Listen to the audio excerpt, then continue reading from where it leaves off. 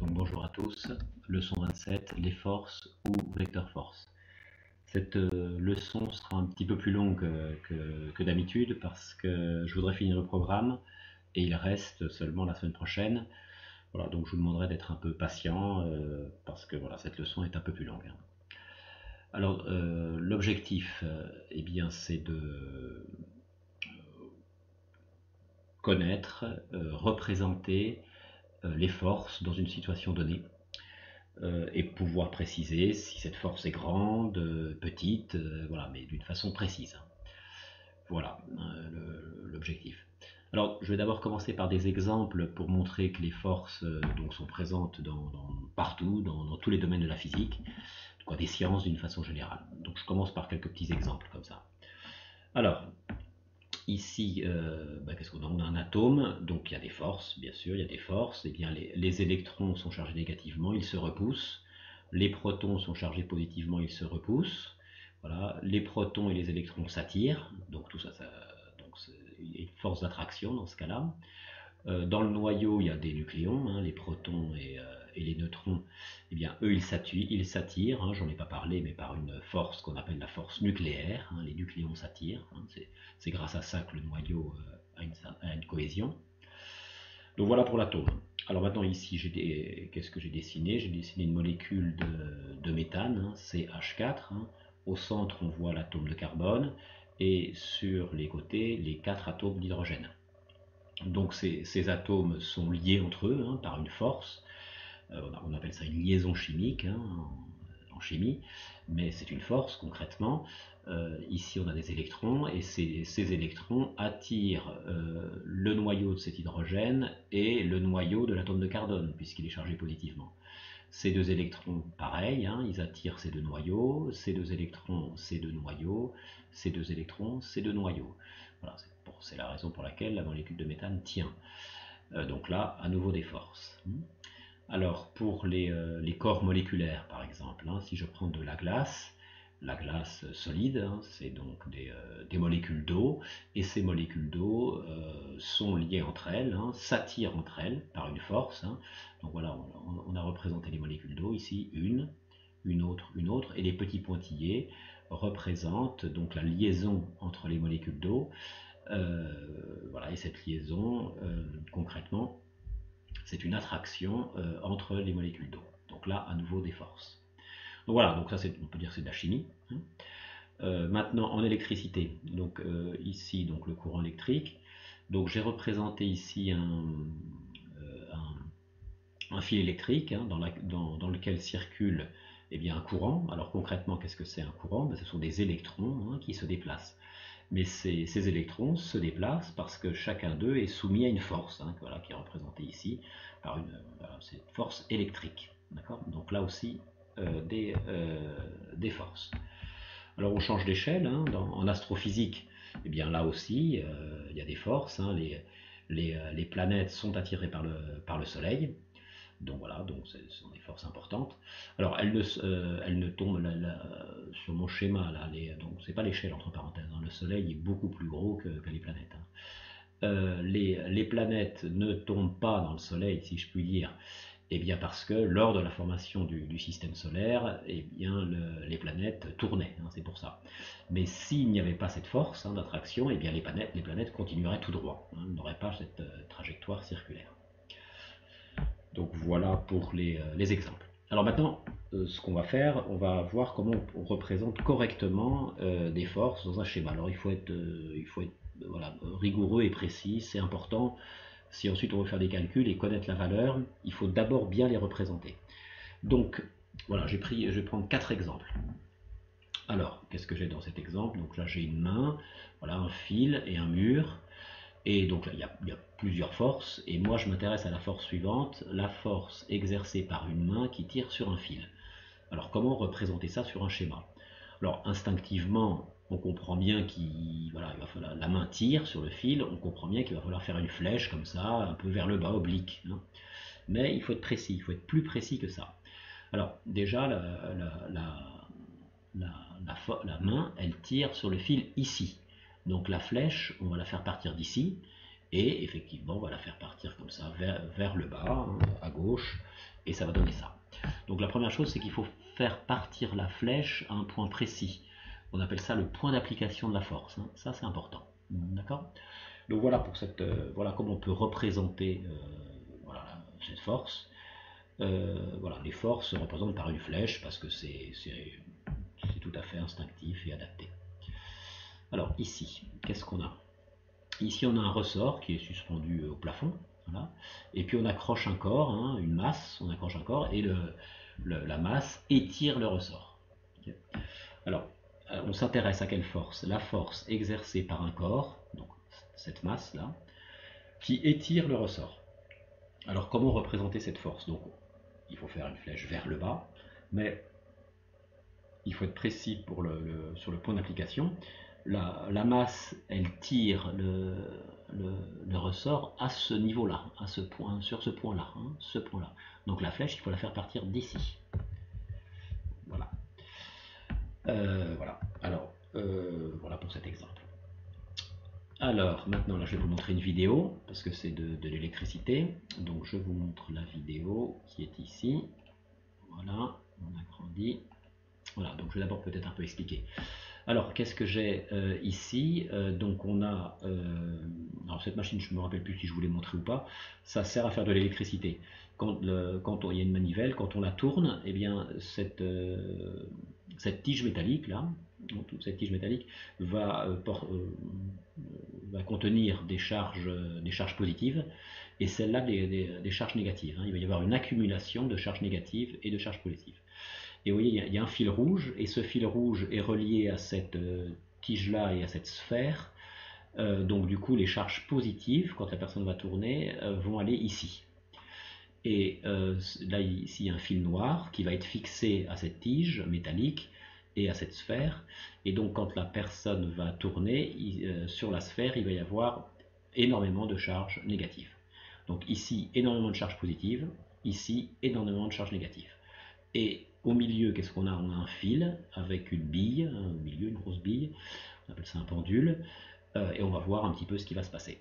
Donc voilà, je laisse. Voilà. Donc là, la personne branche, met le fil sur la première sphère pour qu'il y ait un contact, hein, électrique, sur la deuxième, voilà, comme ça ici il y aura plein de charges positives, et donc là il charge les deux sphères, hein. Il charge les deux sphères. Alors je n'ai pas précisé, la bille est chargée aussi, elle est chargée électriquement, et voilà ce qui se passe, d'accord? Voilà, donc j'arrête, ça sert à rien. Donc je reviens au diaporama. Voilà, hein, donc ce que j'ai fait, j'ai pris une photo à un moment donné, hein, la position du pendule à un moment donné. Voilà, alors donc ce que j'ai représenté donc ici beaucoup de charges plus, alors en réalité il y en a beaucoup plus, hein, voilà, j'en ai mis quelques-unes. Ici beaucoup de charges moins, et puis j'ai supposé que le pendule était chargé positivement, et on arrive à ce moment-là. Alors qu'est-ce qui se passe?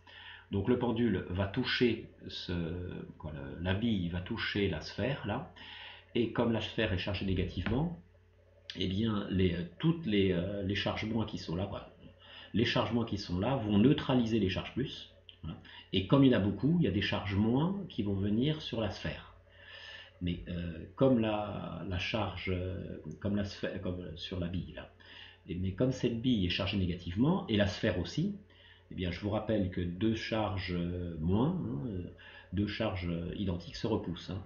Donc les deux charges moins vont se repousser, donc concrètement, la bille va s'éloigner de la sphère.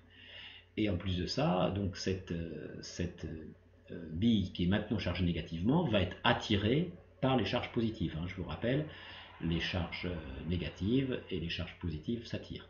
Donc la bille va être attirée par les charges positives, donc on va se retrouver dans cette situation-là, voilà, attraction, et là il va y avoir un contact à nouveau entre la bille et la sphère, et le phénomène va recommencer, c'est-à-dire qu'ici on a énormément de charges plus, qui vont neutraliser les charges moins, mais comme on a beaucoup de charges plus, il va y avoir à nouveau beaucoup de charges plus, des charges plus sur cette bille, et cette bille qui est maintenant chargée positivement va être repoussée par la sphère.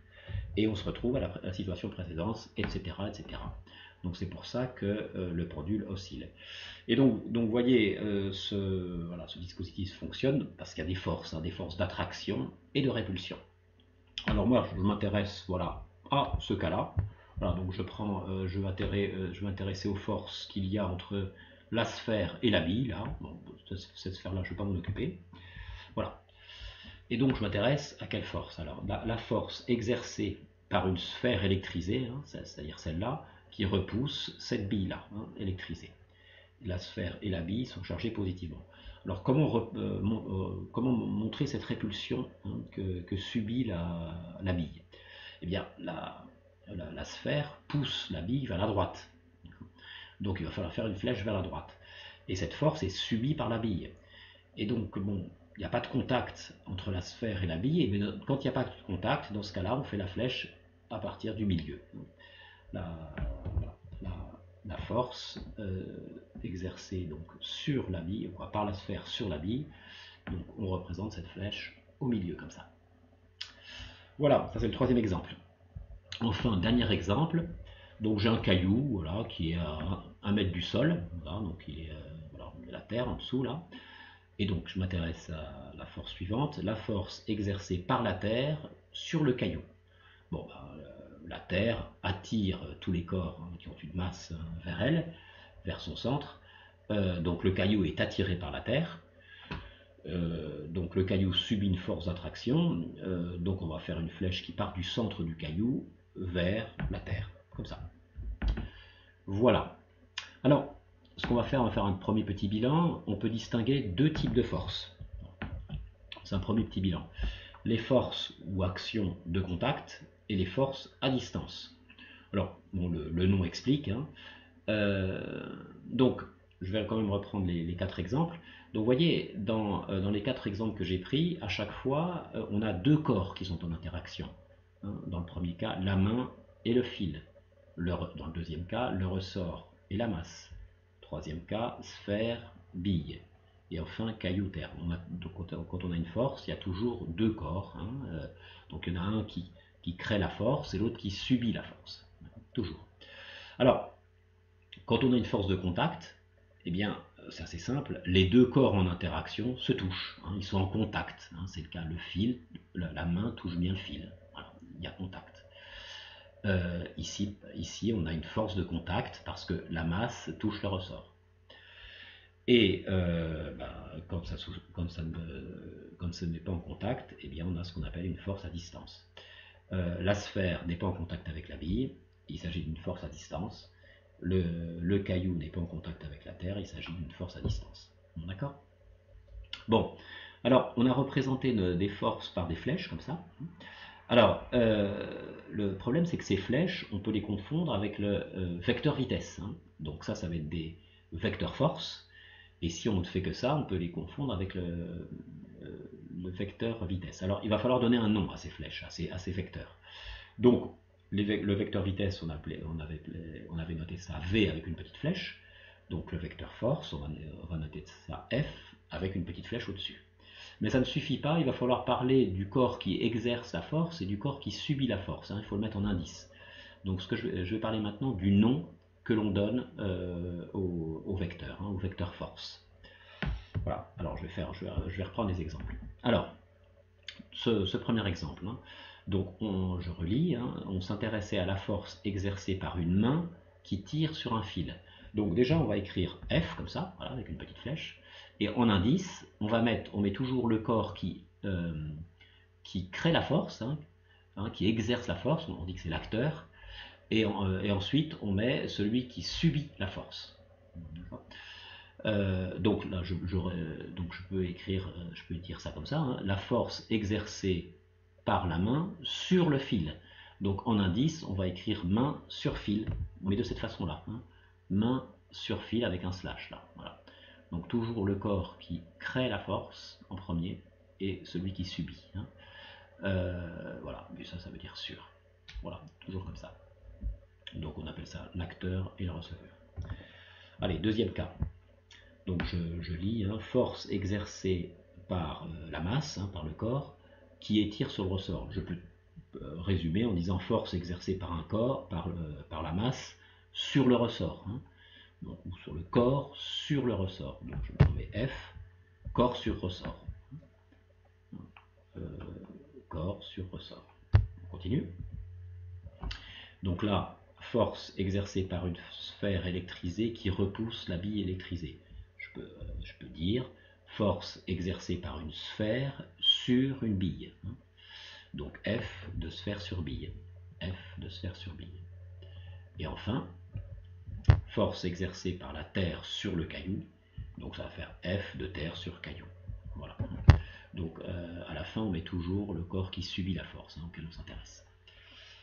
Voilà. Bon, alors, ce qu'il faut savoir faire là jusqu'à présent, eh bien, il faut savoir représenter un vecteur, une force. Alors, une force, ça se représente par un vecteur. Alors, il faut être précis, donc par une flèche, mais le point de départ de la flèche est important, on appelle ça le point d'application. Alors, il ne faut pas se tromper, bien sûr, sur la direction, son sens, et il ne faut pas se tromper sur le nom. Il faut mettre le nom, comme je viens de vous l'expliquer. Alors maintenant, je vais parler de la valeur. Est-ce qu'on a une petite force, une grande force? Mais tout ça, ça se fait avec des nombres. Donc je vais vous montrer, donc ça se mesure, les forces, ça se calcule, ça se mesure. Alors, ça se mesure avec des appareils simples ou des appareils très compliqués. Il y a des dispositifs qui permettent de mesurer des forces aussi. Alors je vais vous montrer l'appareil le plus simple pour mesurer une force. On appelle ça un dynamomètre. Voilà, c'est ici. Voilà, donc ça c'est l'appareil le plus simple. Donc on a une graduation de 0 ici à 2 newtons. Voilà, ici. Alors l'unité c'est les newtons. Voilà, l'unité des forces c'est les newtons. Alors voilà, 0,5 newton, c'est une force plus petite que 1,5 newton. Et on a une ficelle ici, alors plus on tire, et bien plus l'index se déplace. Alors je vous montre. Donc là la personne enroule autour de la poulie et va tirer. Voilà, il va tirer. Voilà, et plus il va tirer, plus la force est importante. Voilà. Et donc là on a une force de 1,6 newton. Voilà comment ça fonctionne. Donc pour l'appareil le plus simple. Alors, je vais prendre un cas pour je reprends le premier exemple là, pour vous illustrer les valeurs des forces et pour représenter correctement le vecteur. Alors on dit valeur de la force ou norme de la force. On parle de norme d'un vecteur en mathématiques. Ça veut dire valeur. Donc nous, ça sera un certain nombre de newtons. Alors, par exemple, on vous dit que dans cette situation-là, la main qui tire sur le fil, elle le fait avec une certaine intensité, avec une certaine valeur, et cette valeur, c'est 2,5 newtons. Et on vous demande de représenter correctement le vecteur force. C'est un genre d'exercice, on peut dire.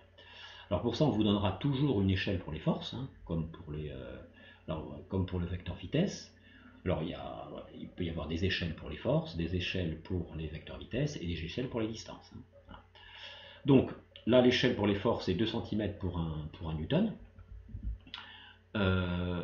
Eh bien, donc nous, on sait que la force, elle part d'ici, elle va en bas, dirigée vers le bas, mais elle doit avoir, cette flèche doit faire un certain nombre de centimètres. Eh bien, on va le calculer. Donc, on pose notre produit en croix. Une flèche de 2 cm correspond à 1 newton. Donc, nous, on va avoir une flèche de x cm pour 2,5 newton. Voilà. Et on fait, donc, x égale ça fois ça. Voilà. Donc, ça fait 5 cm. Donc, si on veut représenter vraiment correctement la force, eh bien, il faut faire une flèche de 5 cm. Voilà, une flèche de 5 cm et on met F de main sur fil. Donc là on a vraiment représenté correctement la force. Alors, on peut demander de représenter la force sans calculer la longueur. Donc ce qui sera bon là, c'est le point d'application, la direction et le sens. Voilà. Si on veut avoir la valeur de bonne, il faut obtenir une échelle. Il faut fournir une échelle. Voilà, donc là on a vraiment fini de représenter les forces. Alors, dans votre programme, on vous demande de connaître 5 forces. Donc voilà, donc je vais plus précisément si vous voulez. Alors la première, c'est la tension d'un fil. Donc voilà, je montre un exemple. Donc la tension d'un fil, c'est la force qui est exercée par le fil, par un fil d'une façon générale. C'est pour ça que j'ai mis en rouge. Donc j'ai pris cet exemple-là. Donc là, je ne vais pas m'intéresser à la force exercée par la main, mais à la force exercée par le fil sur le mur. D'accord ? Voilà, je m'intéresse à cette force-là. Et on appelle ça la tension du fil. Donc effectivement, le fil, là, il tire sur le mur. Et donc il faut représenter cette force. Alors c'est assez logique, le fil il va tirer d'une façon oblique, comme ça. Et le point de départ, ben, ça va être ici. Voilà.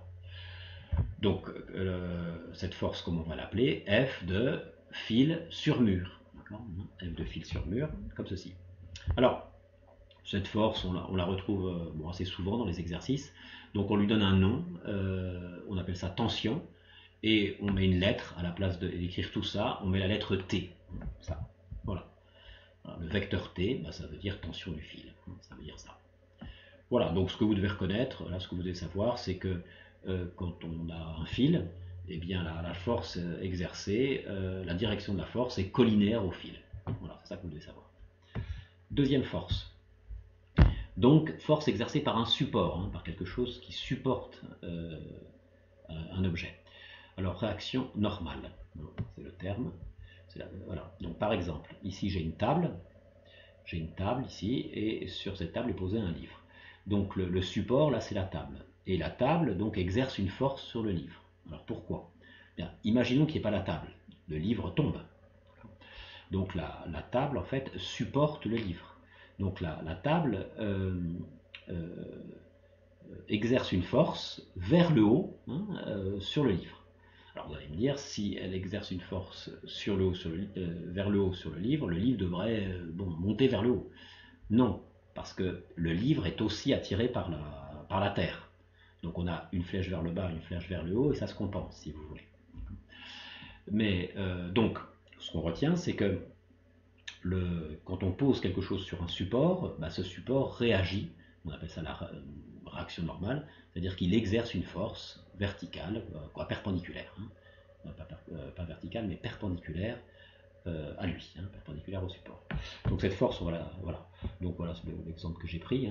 Donc la force normale, ça veut dire perpendiculaire. Donc force exercée par la table sur le livre.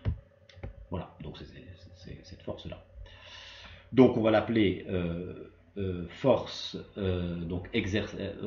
force table sur livre. Alors on met le mot, perpendiculaire, c'est ça qu'il faut retenir. Alors on met le mot normal, normal ça veut dire perpendiculaire. Alors c'est un peu long à écrire tout ça. Donc toute cette force, eh bien en fait on l'appelle réaction normale, toute cette force. Et normale, on avait vu que ça voulait dire perpendiculaire. Donc on va l'appeler R, on va la noter Rn. Voilà. Alors, Rn. Voilà, à la place d'écrire tout ça, on écrit Rn. Voilà. Alors, les supports, en fait, ils ont deux actions sur les corps.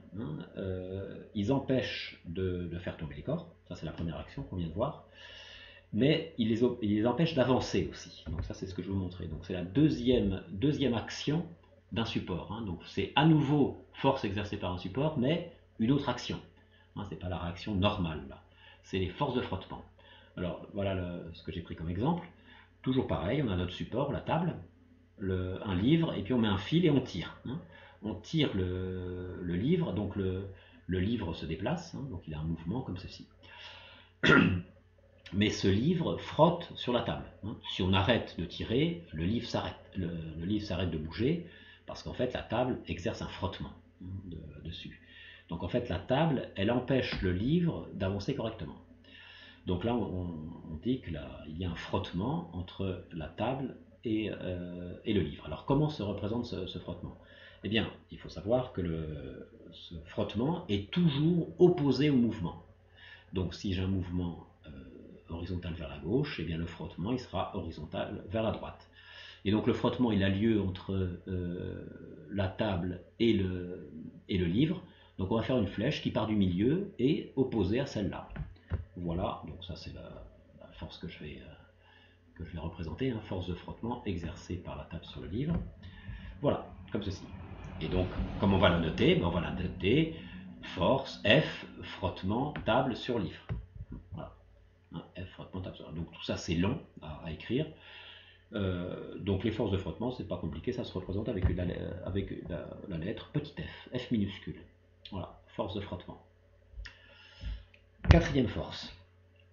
Alors quatrième force, elle est très importante parce qu'elle concerne toutes les masses sur Terre et dans l'univers. Donc en gros, pour faire simple, les masses s'attirent entre elles. Alors physicien qui a trouvé ça, c'est Isaac Newton, hein, à la fin du XVIIe siècle. Donc voilà, ce qu'on va faire, on va faire un petit exercice de pensée. On imagine que l'on dépose voilà, ce rocher dans l'univers, dans l'espace, hein, loin de toute planète, loin de toute étoile. Voilà, on a un énorme rocher, hein, c'est une immense maison, on va dire. Voilà, c'est équivalent voilà, à une immense maison. Voilà, on le pose et on s'en va. Alors qu'est-ce qui se passe? Eh bien, il se passe rien du tout. Il va rester là, il va flotter dans l'air. Il va flotter dans l'air parce que il n'y a pas, je vous ai dit, hein, pour qu'une force exerce, il faut deux corps. Hein. Il faut qu'il y en ait un qui crée la force et l'autre qui la subit. Voilà. Donc ce qu'on va faire, à côté, on va mettre un autre rocher. Voilà. À côté, je mets un autre rocher. Et donc là, ça change. Donc voilà, donc on pose, entre guillemets, ce rocher-là, on pose ce rocher-là hein, dans l'espace et on s'en va. Alors, immobile, hein, les deux. Eh bien, ils ne vont pas rester immobiles. Là, ils vont s'attirer, ils vont se coller. Alors, cette force s'appelle force gravitationnelle, hein, ils s'attirent mutuellement. Bon, on va dessiner ces forces. Hein. Donc, on a une force à distance, là. Donc, le point d'application, ça va être le centre des deux corps. Voilà. Donc, ça, c'est le corps A, le corps B, le centre A. Et voilà. Donc, ils s'attirent avec la même intensité. Hein. La force, la valeur de la force sera la même. Hein. Voilà, les deux forces sont opposées. Alors, on va les appeler comment ces forces? Alors, F, là, celle-là. Alors, donc, cette force, en fait, d'où vient-elle? Elle est là parce que le corps B est présent. Si le corps B n'est pas là, cette force n'existe pas. Donc, c'est la force exercée par le corps B sur le corps A. Donc, on va mettre F de B sur A. Voilà, F de B sur A. Et là c'est exactement l'inverse. Là, c'est F de A sur B. Donc, ce qu'on peut noter, hein, c'est que ces deux forces sont opposées. Donc en mathématiques, on note ça comme ça. F de A sur B est égal à moins F de B sur A. Hein, ou j'aurais pu écrire F de B sur A égale moins F de A sur B, hein, c'est pareil. Et les valeurs des forces sont les mêmes. Donc, et cette formule, donc il y a une formule qui permet de calculer les valeurs de ces forces. Et donc cette formule, il faut la connaître, donc en rouge. Donc je vais l'expliquer. Donc, alors je fais une petite remarque là. Là, j'ai pas mis de flèche. Là, vous avez une flèche. Là. Donc ça signifie qu'on a deux flèches qui sont opposées. Ça. Et quand on n'est pas de flèche, eh bien là, on calcule. Ça veut dire qu'on s'intéresse à la valeur de la force en newton. Donc là, il s'agit d'un nombre. C'est pour ça qu'il n'y a pas de flèche. Voilà, ici. Alors, là, la formule. Donc G, c'est une constante qu'on vous donnera. On appelle ça la constante de gravitation universelle. On vous la donnera toujours. Hein. MA et MB, eh c'est les deux masses des corps qui s'attirent en kilogrammes. Et AB, c'est la distance entre les centres des corps. Voilà, c'est la distance entre le centre A et le centre B. Et c'est en mètres. Donc on va faire le calcul. Donc j'ai mis des valeurs. Donc voilà, ça c'est la masse de A en kilogrammes, la masse de B en kilogrammes, et la distance entre les deux, 40 mètres. Alors, grand G, ça vaut 6,7 10-11, voilà, 6,67 10-11, voilà, ici. MA, bon, bah, ça vaut cette valeur-là, je l'ai écrit ici. MB, cette valeur-là, je l'ai écrit là. La distance AB entre les deux corps, 40 mètres au carré, on calcule, voilà, et on trouve cette force-là. Donc du coup, bah, les deux rochers, les deux météorites vont s'approcher comme ça progressivement et se toucher. Alors, petite remarque, les mouvements ne vont pas être les mêmes. Pourquoi? Parce que ici, j'ai en gros 560 newtons qui va tirer ce rocher-là. Et là, j'ai la même force, hein, 560 newtons, qui va tirer ce gros rocher-là. Donc ce gros rocher va avancer beaucoup plus lentement que celui-là. Hein. Celui-là va être plus rapide. Parce que pour une même force, il déplace une masse plus petite. Voilà. Donc les forces sont les mêmes, mais les mouvements sont différents. Celui-là rapide, celui-là beaucoup plus lent. Voilà, enfin, dernière force. Alors c'est lié à la force gravitationnelle. Hein. Donc je prends cet exemple-là. Donc la force gravitationnelle, c'est l'attraction des masses, quelles que soient les masses, hein, des météorites, des rochers, mais ça peut être aussi entre un être humain et une planète. Donc voilà, j'ai un être humain ici qui est sur la Terre et il est attiré par la Terre, par cette grosse boule. Eh bien on va calculer la force gravitationnelle, hein, on va commencer par faire ça. Donc on va mettre la formule. Donc on met d'abord les forces d'attraction, hein, voilà, hop, hop. Alors donc là, cette force-là, hein, quelle est cette force? C'est la force. Alors cette force, elle existe parce que la Terre est là. Hein. Si la Terre est présente, il n'y a pas de force sur la personne. Hein. Donc c'est la force exercée par la Terre sur la personne B. Donc F de Terre sur B. Voilà, F de Terre sur personne. Et là, c'est l'inverse. F de personne sur Terre. Voilà, il faut être logique puisqu'on a dit ça précédemment. Alors, cette force-là n'a pas d'influence sur le mouvement de la Terre. Elle est petite, pas. La masse de la Terre est énorme. Hein, donc, c'est pas cette force-là qui va agir sur toute la masse de la Terre, qui va avoir une influence sur son mouvement. Alors, donc on va calculer cette force. Alors, donc on va mettre la formule. Hein. Donc, F de Terre sur personne, ben, c'est égal à G. La masse de la Terre fois la masse de la personne, divisé par la distance qui les sépare au carré. Voilà, c'est ce que j'ai écrit ici. Donc cette force-là, hein, c'est égal à G, la constante, le produit des masses divisé par la distance des centres qui les séparent. Donc il nous faut des valeurs. Donc G, bon ben voilà, je vous le donne. La masse de la Terre, c'est ça. La masse de la personne, on va dire 79 kg. Je vous donne aussi le rayon de la Terre. Bon, donc là, il faut remplacer hein, le G par ça, la masse de la Terre par ça, ça. Alors, la distance entre G et B. La distance entre G et B, ben, c'est le rayon de la Terre, plus cette petite distance-là. Mais cette petite distance-là, en gros, ça fait 1 mètre. Donc ici, on a en gros 6400 km, plus 1 mètre. Donc il va de soi qu'on ne va pas compter le mètre. Voilà, donc on prend simplement le rayon de la Terre. Alors, il faut faire attention, c'est en mètres hein, ici. Hein. Donc ici, ne pas oublier de mettre 10 puissance 3. Voilà, c'est ce que j'ai mis ici, 10 puissance 3. Donc on fait le calcul, voilà, et on trouve ça, 7,7, 10 puissance 2 newton. Alors, voilà, on a calculé. Alors simplement, sur Terre, il y a tout, à chaque fois qu'on veut calculer la force d'attraction, il faut faire ce calcul qui est un peu pénible. Donc il y a une formule qui est plus simple, hein, que l'on va voir. Cette formule est la suivante, qui va donner le même résultat. Donc c'est la masse de la personne, hein, voilà, si on s'intéresse à la force d'attraction, eh bien on prend la masse de la personne et on multiplie par une constante voilà, qui s'appelle petit g, hein, c'est pas le même que celui-là.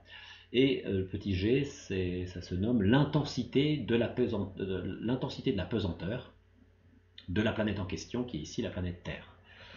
Et donc chaque planète a une certaine intensité de pesanteur, et sur la Terre, l'intensité de la pesanteur vaut en gros 10. Donc plus ce nombre est élevé, plus la planète a une capacité d'attirer vers elle les corps. Hein, ça veut dire ça. Sur Jupiter, par exemple, c'est plus élevé que 10. Hein. Et sur Vénus ou sur Mercure, bah, c'est plus faible. Voilà. Et bien, donc on fait le calcul. Hein, la masse de la personne, c'est 79 fois ça. Voilà, et donc ça donne le même résultat. D'accord. Donc, donc quand on utilise cette formule, la force gravitationnelle, on peut l'appeler force gravitationnelle, mais on appelle ça aussi le poids, hein, voilà, le poids de la personne. Donc le poids, contrairement à ce qu'on, donc en tous les cas, contrairement à ce qu'on dit, le poids c'est pas des kilogrammes, le poids c'est des newtons. Voilà, hein, donc voilà, disons pour les scientifiques, dans le langage courant, voilà, c'est une masse, hein, ça correspond à un kilogramme, mais en réalité, hein, c'est une force, hein, c'est la force d'attraction d'un corps sur une planète. Donc le poids, c'est ça, hein, la définition du poids, le poids d'un corps, hein, c'est l'attraction de ce corps par une certaine planète. Et la planète a une certaine intensité de pesanteur. Voilà pour les forces à connaître. Hein. Donc c'est les formules qu'il y a en rouge hein, qu'il faut connaître.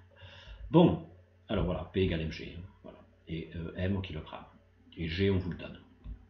Bon, sur la Terre, 9,80. Alors, maintenant, dernier paragraphe. Les corps qu'on va étudier, ils ne vont pas subir une seule force, mais plusieurs forces. Donc ce qu'on va voir, c'est bon, voilà, comment on fait pour étudier les forces quand il y a quand le corps subit plusieurs forces, et puis quel sera son mouvement, hein, en fonction voilà, de ses forces, hein, c'est ça. Donc je vais faire deux exemples. Mais avant ça, il faut que je fasse un petit peu de maths. Il faut qu'on voit ce que vous avez vu en maths, je pense, hein, des sommes, sommes de vecteurs, hein, sommes vectorielles. Alors, voilà, donc je prends un cas, j'ai trois vecteurs, hein, voilà, donc ça c'est des maths, hein, c'est pas des vecteurs vitesse, c'est pas des forces. Hein, j'ai trois vecteurs, hein, le vecteur V1, le vecteur V2 et le vecteur V3. Et je veux faire la somme de ces vecteurs. Alors contrairement à ce qu'on pense, voilà, la somme, on n'additionne pas des nombres. Une somme de vecteurs, en fait, ça correspond à une figure géométrique. Ça veut dire qu'en fait, on met les flèches bout à bout. Voilà, donc c'est ce que je vais faire. Donc je vais redessiner le vecteur V1. Et au bout de V1, je vais mettre V2. Donc là, je suis en train de faire ce qu'on appelle la somme de V1, V2 et V3. Et au bout de V2, je mets V3, un peu oblique. Alors c'est exactement la même flèche, hein, voilà, comme ça. Et j'obtiens cette figure-là. Eh bien, quel est le résultat de cette somme? Eh bien, c'est un vecteur. Hein, c'est le résultat d'une somme de vecteurs, on obtient un vecteur. Alors, lequel? Eh bien, c'est une flèche qui part du début de notre construction, d'ici, et qui aboutit à la fin de notre construction. Donc, c'est ce vecteur-là que je vais appeler Vtot. Donc, on peut écrire que V1 plus V2 plus V3, c'est égal à Vtot.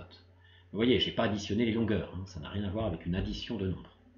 Alors, il va de soi que cette flèche rouge, je l'obtiens même si je ne mets pas bout à bout les flèches dans cet ordre-là. Je peux changer d'ordre.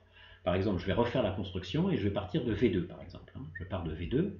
Ensuite, je vais ajouter V3, oblique, comme ça. Et puis enfin, je vais rajouter V1. Et j'ai dit que le résultat, donc, pour trouver la flèche, il fallait partir du début de ma construction et tirer une flèche jusqu'à la fin de la construction. Voilà. Ça, c'est le vecteur obtenu. Et on voit bien que cette flèche rouge, ben, c'est bien la même que celle-ci. Hein, c'est exactement la même. Donc, l'ordre n'a pas d'importance. Hein. Voilà. Ce qu'on vient de faire, ça s'écrit aussi comme ça. Donc, ça, c'est la figure géométrique. Mais sinon, ça correspond à cette égalité-là. Hein, V1 plus V2 plus V3 égale V1. Voilà, mais c'est un plus entre guillemets. Hein. Voilà, ça veut dire comme les flèches bout à bout.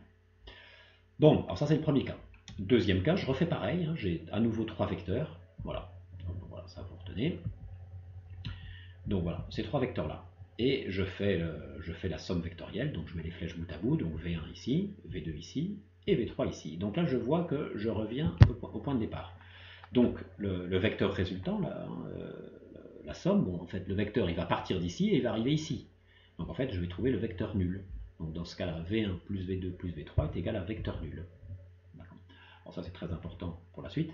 Alors il y a un terme, si les vecteurs sont des forces, hein, si on avait les vecteurs F1, F2 et F3, hein, donc on trouverait F1 plus F2 plus F3 avec vecteur nul. Donc là, il y a un terme, on dit que les forces se compensent dans ce cas-là. Hein, d'accord ? Voilà, s'il s'agit de vecteurs forces, on dit que les forces se compensent. Voilà, donc ça c'est des maths, c'est à savoir. Hein. Alors maintenant, donc, je vais prendre voilà, deux cas où un corps est soumis à plusieurs forces. Alors, premier exemple, celui-là. Donc là, en fait, j'ai un corps hein, quelconque, et puis j'ai trois personnes, alors c'est une vue de dessus, hein, j'ai trois personnes qui tirent dessus. Hein. Voilà, c'est une vue de dessus, donc celle-là tire fortement vers la gauche, là, celle-là tire voilà, dans cette direction-là, et celle-là tire vers la droite. Alors celle-là tire très fort, celle-là tire moyennement fort, et celle-là encore moins fort. D'accord voilà. Alors la question qu'on se pose, eh bien, où va aller l'objet? Que va faire l'objet? Où va-t-il aller? Alors pour ça, eh bien, il faut faire la somme des vecteurs. Hein. Il faut faire la somme des vecteurs force, F1 plus F2 plus F3. Donc c'est ce que je fais. Alors je mets F1, ensuite je mets F2 par exemple, et ensuite je mets F3. Donc le vecteur résultant, c'est ce vecteur-là. Je pars du début de ma construction et je tire une flèche jusqu'à la fin. Voilà, ça c'est le vecteur F. Donc F est égal à F1 plus F2, alors je me suis trompé là, c'est F3 que j'aurais dû mettre ici. Voilà. F1 plus F2 plus F3 est égal à F. Alors voyons voir un peu quelle est la signification de ce vecteur-là. Hein. Qu'est-ce que ça signifie là? Bien, imaginons la situation réellement. Donc on a un corps qui est ici, hein, une planche de bois par exemple, et puis trois personnes tirent. Hein. Une personne tire dans ce sens-là fortement. Voilà. Ensuite, celle-là tire dans ce sens-là. Donc si on ne tient pas compte de cette force, ben, il va soit que la planche de bois va aller vers la gauche, puisque celle-là tire plus fort. Mais celle-là tire un peu vers le bas.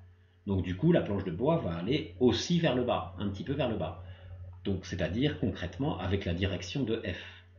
Donc ce que signifie ce vecteur, en fait, c'est que la planche de bois, qu'elle soit soumise à ces trois forces, ou qu'elle soit soumise à une seule force, le vecteur F, eh bien elle aura le même mouvement. Voilà, le vecteur F est équivalent en fait aux trois forces. Ça signifie ça. Voilà. Donc là, si la planche de bois est immobile et qu'elle est soumise à ces trois forces, eh bien elle partira dans ce sens-là. Voilà. Bon, mais c'est pas ça que je vais vous demander de retenir, c'est le deuxième exemple que je vais vous demander de retenir. Alors je fais une petite remarque là, effectivement. Donc, dans les exercices, on vous demande de recenser les forces exercées sur le corps étudié. Bien, recenser, ça veut dire faire la liste. Donc là, si je recense les corps les forces exercées sur ce corps, ben, je vais écrire F1, F2 et F3. Voilà, comme ça. On fait la liste, ça veut dire ça, recenser. Alors c'est la première question en général. Voilà, mais c'est plutôt cet exemple-là que je vais vous demander de retenir pour cette semaine. Donc, même situation, j'ai ce corps et une vue de dessus et j'ai 4 personnes qui tirent de cette façon-là. Donc, j'exerce, donc je fais la somme des forces. Hein. Donc on y va. Donc vecteur F1, ensuite je mets F2, non alors j'ai mis F3, pourquoi pas, hein. F1, F3, voilà. Ensuite je vais mettre F2, voilà, et ensuite F4. Donc là, je reviens à mon point de départ. Hein. Alors, quel que soit l'ordre. Hein, là, si j'avais mis F1 et ensuite F2, donc je serais revenu au point de départ ici. Ensuite F3 et F4, je revenais bien à nouveau au point de départ. Hein, c'est pareil. Donc, je reviens au point de départ. Donc, du coup, bah, ce que je peux écrire, c'est que F1 plus F2 plus F3 plus F4 égale vecteur nul. Alors, le corps est immobile. Donc concrètement, qu'est-ce qui se passe là si on a cette situation-là? Il va de soi que le corps reste immobile. Hein. Si on a 4 personnes qui tirent de cette façon-là, le corps va rester immobile. Donc on va écrire le principe suivant. Quand un corps est immobile, eh bien ça signifie forcément que les forces exercées sur lui, la somme des forces est égale au vecteur nul. Alors on dit aussi que les forces se compensent. Hein. Donc ça, on le retient parce qu'on va l'utiliser pour les exercices. Donc quand un corps est immobile, c'est assez logique, hein, eh bien la somme des forces, hein, voilà, la somme des forces est égale au vecteur nul. Hein, c'est comme ça qu'on dit. La somme des forces est égale au vecteur nul. On dit aussi que si le solide est immobile, les forces se compensent. Voilà, donc le cours est terminé. Alors je vais juste faire un petit exercice maintenant pour que vous voyez un petit peu le genre, et puis ça sera fini. Donc, on a un traîneau qui fait 16,4 grammes, qui est ici, là. Il est maintenu immobile, voilà, sur une pente verglacée. Donc ici, on a une pente verglacée, là, à 25 degrés, hein, d'inclinaison, une pente verglacée. Et alors, comment il est maintenu immobile? Grâce à une corde fixée sur lui. Hein. Ici, on a une corde, voilà, et puis un poteau. Et donc, le traîneau est immobile, il ne bouge pas. Le sol n'exerce pas de frottement. Bon, très bien, il n'y a pas de frottement. Et la corde, ici, elle est parallèle au sol verglacé. Ici, ça et ça, c'est pareil. Bon, alors on y va. Recenser les forces exercées sur le traîneau. Alors, voilà, donc là, il faut réfléchir. Donc, la première force à mettre, il va de soi, c'est le poids, puisque le traîneau est attiré vers le centre de la Terre. Hein. Donc, il y a le poids. Alors, ça, c'est la première à mettre. Donc, P. Donc là, recenser, on fait la liste. Hein. Donc ensuite, qu'est-ce qu'on a comme force? Eh bien, la corde, là, elle tire sur le traîneau. Hein. La corde, elle empêche le traîneau de reculer. Donc la corde tire sur le traîneau. C'est une tension de fil. Donc on a la force T. Voilà. Enfin, le traîneau ne s'enfonce pas dans le sol. Le sol verglacé retient le traîneau. Donc le sol verglacé donc, agit sur lui. Donc il s'agit de la réaction normale, Rn. Et donc on vous dit qu'il n'y a pas de force de frottement, donc il n'y a pas petit f. Hein, voilà, donc on s'arrête là. Il n'y a pas d'autre force. Hein, les forces exercées sur le traîneau, il n'y en a pas. Alors, après, il y a d'autres forces ici. Hein. Il y a la corde, elle exerce une force sur le poteau. Mais ça, on ne s'en occupe pas puisqu'on s'intéresse au traîneau. Hein, voilà. Il y a plein d'autres forces. Mais nous, on s'intéresse aux forces exercées sur le traîneau. Donc sur le traîneau, il y a ces trois-là et c'est tout. Alors, donc c'est toujours un peu les mêmes questions. Hein. Alors ensuite, qu'est-ce qu'on va faire? Représenter sans utiliser d'échelle, c'est-à-dire que on va dessiner, les longueurs des flèches que l'on va dessiner ne seront pas importantes pour l'instant, sans utiliser d'échelle, ces forces sur le schéma, bon, ci-dessous là. Donc voilà, donc il faut dessiner les forces, hein, ça sera toujours un peu les mêmes questions. Donc le vecteur P, donc on a vu qu'il était vertical dirigé vers le centre de la Terre, et il fallait le dessiner au centre du solide. Alors le vecteur P, comme ceci. La tension du fil, donc le fil tire ici, c'est une force de contact, collinaire au fil, hein, on a dit, comme ceci. Et Rn, N ça veut dire perpendiculaire, hein, donc Rn, donc c'est une force qui est perpendiculaire au support, donc comme ceci, d'accord. Alors ne la faites pas verticale, ça serait faux, d'accord. Voilà, il ne faut pas la faire verticale, hein, toujours perpendiculaire au support, Rn, toujours. Bon ben voilà. Alors déterminer la valeur du poids du traîneau. Donc là c'est la force d'attraction en fait. Donc on vous donne petit g, donc là il va de soi qu'on utilise la formule P égale mg, hein, la valeur du poids de toute façon. Voilà. Donc P égale mg. Donc M, est-ce que M est en kilogrammes? Oui, est en kilogrammes, donc 16,4 fois ça. Voilà, hop, on trouve ça. 161 newtons. Bon, très bien. Ensuite, représenter donc sur une feuille, sur la copie, le vecteur poids, donc ce vecteur poids là, mais en utilisant une échelle. Voilà, donc là on vous demande de dessiner précisément cette flèche là, mais pas forcément sur le, voilà, pas forcément sur le traîneau. Hein. Donc il va falloir dessiner une flèche verticale comme ça. Donc on vous donne cette échelle là. Bon, qu'est-ce qu'il va falloir faire? Il va falloir faire un produit en croix. Une flèche de 1 cm, ça fait 20 newtons. Donc nous, on a 161 newtons qu'on va mettre là, et donc ça va faire X centimètres. On y va. Voilà. Donc on calcule, hein, donc X ça fait ça divisé par 20. Voilà. Donc ça fait une flèche de 8 cm. Donc sur une feuille, il faut dessiner comme ça une flèche dans le vide, comme ça, une flèche de 8 cm. Très bien. Alors ensuite je lis la question, la dernière question. Déterminer, en justifiant la réponse, la valeur de la force exercée par la corde, c'est-à-dire la tension, hein, puis la valeur de la force exercée par la piste, c'est-à-dire la réaction normale. Donc en gros, voilà, les exercices, hein, c'est ça, c'est trouver les valeurs des forces, quoi. Trouver, dessiner correctement et trouver la valeur en newton. Voilà, c'est ça.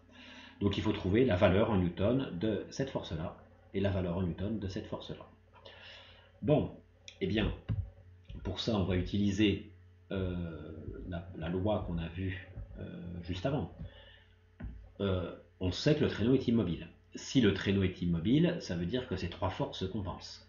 Ça veut dire que P plus Rn plus T égale vecteur nul. Ça veut dire que si je les mets bout à bout, la construction doit se fermer, entre guillemets. Donc c'est ce que je vais faire. Donc au bout de P là, eh bien je vais rajouter donc le vecteur T. Le vecteur T, donc je vais le rajouter à 25 degrés par rapport à l'horizontale. Donc là, il faudra prendre un rapporteur hein, pour faire ces exercices. Donc on tire un trait ici, et on met et à 25 degrés, on tire un trait comme ceci. Alors moi je l'ai pas, j'aurais dû le faire là, hein, mais j'ai tout recommencé, je crois. Ouais. Alors oui, alors d'abord j'ai expliqué. Le traîneau est immobile, donc les forces qui s'exercent sur lui se compensent. Voilà. Donc P plus T plus Rn égale vecteur nul, d'où la construction suivante, et je vais faire la construction qui se ferme. Alors j'ai tout recommencé, j'aurais peut-être pas dû. Voilà. Voilà, donc ça, 25 degrés, on fait ça. Alors, ici, on va mettre le vecteur T, mais le problème, on ne sait pas où il s'arrête. La flèche, on ne sait pas où elle s'arrête.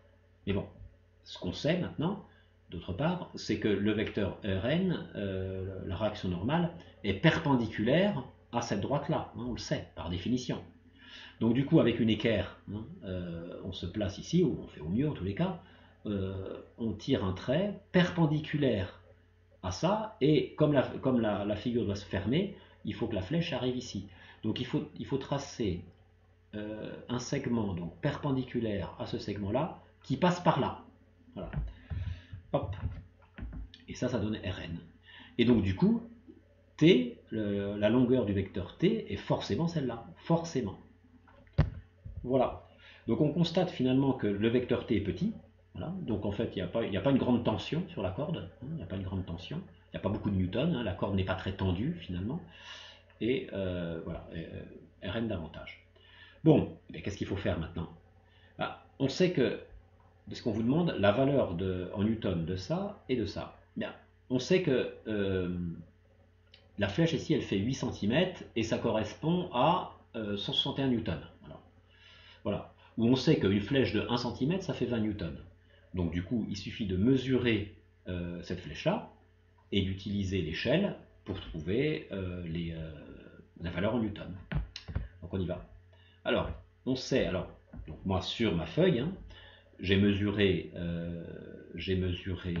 T, donc là c'est graphique, donc on ne trouve pas tous la même valeur, hein, c'est entre 3,3 et 3,4. Donc sur ma feuille j'ai mesuré cette flèche-là, j'ai trouvé 3,35, donc ça fait un certain nombre de newtons, et donc je mets en dessous 1 cm correspond à 20 newtons, voilà, et je fais le produit en croix, donc x égale ça fois ça. Voilà, donc la valeur de T c'est 67 newtons. Et enfin, Rn pareil, on mesure Rn, on trouve 7,2, on met l'échelle, produit en croix, 144 newtons. Voilà pour les exercices. Eh bien, cette leçon est finie.